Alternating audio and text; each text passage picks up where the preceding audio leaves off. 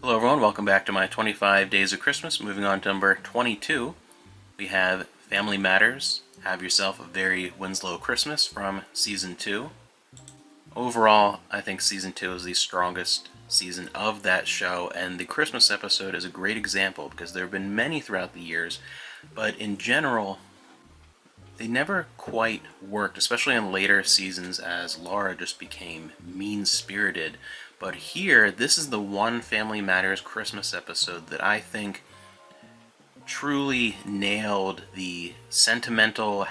sappy holiday message of togetherness and found family without feeling forced or disingenuous like a lot of the later ones would. This is one of the episodes of the show in general, but especially as a Christmas episode, that I think really hit the emotional notes without feeling quite as sitcom-y as a lot of other ones would. This one actually has some real heart to it, and that's why I think it's always stuck with me. Poor Steve Urkel is going to be all alone for Christmas. His parents are leaving, and he's going to be all alone, and then he has his normal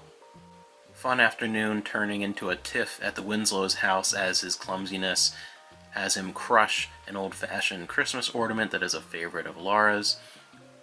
So he's crushed and alone in the basement of his house because his family feels basically abandoned by his family during the holidays, and then the other family that he really loves, he upset right before the holidays and just doesn't feel welcome.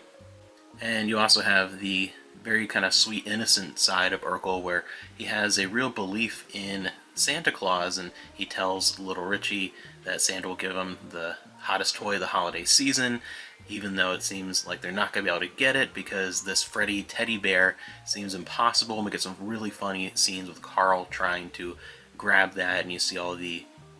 holiday shopping madness going on. And then you get something that in the early stages of the series always felt heartwarming and genuine, that later turned into kind of a toxic, tug and pull. The scene with Laura apologizing to Steve after getting mad to him, and he joins them for Christmas.